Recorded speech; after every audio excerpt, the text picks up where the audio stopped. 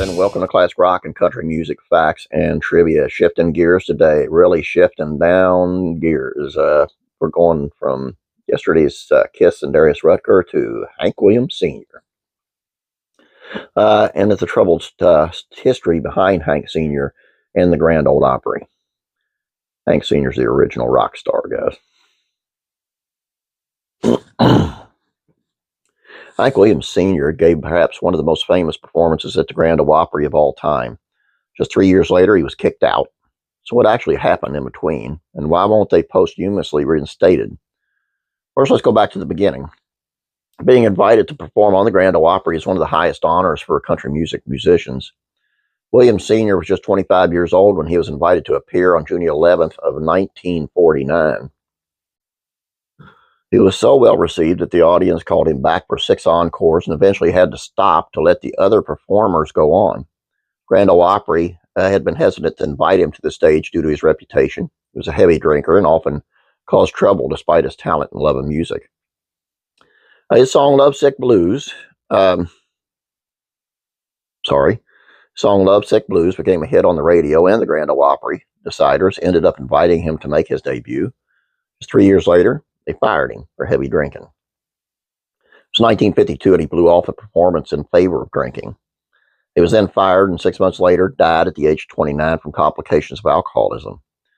20 years ago, there were rumblings of having him reinstated at the Grand Ole Opry as a member despite being kicked out before his death. His grandson Hank Williams III started an online campaign that garnered thousands of signatures, but they did not budge.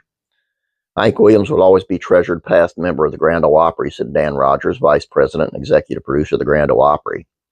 Grand Ole Opry has made a living, breathing artist who can contribute to the show and to whom the Opry can give back. He added that he believes if Williams Sr. would have stayed alive, he would have likely been reinstated at some point, especially if he got sober. He concluded, "There is not a single Opry night that happens where his influence isn't felt, and there are many, many Opry shows where his music is sung. Even so, his legacy lives on, and his family has continued to take the stage." His son Hank Jr. and grandson Sam Williams have both performed at the Grand Ole Opry. Tell me, do you have a favorite Hank Williams song?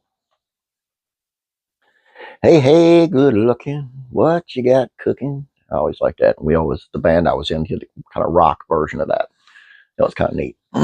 Anyway, I think it's kind of sad that the Grand Ole Opry won't budge on this. Seeing as if it weren't for Hank Williams, there probably wouldn't be a lot of their members there today because he was such an influence. Probably in more ways than one, but in the good influence as far as the music goes. And I think it's just it's a sham. It's a shame. It's kind of like leaving him out of the Country Music Hall of Fame or something. The Opry is the country place. That's where you go to live and die as far as country musicians making it.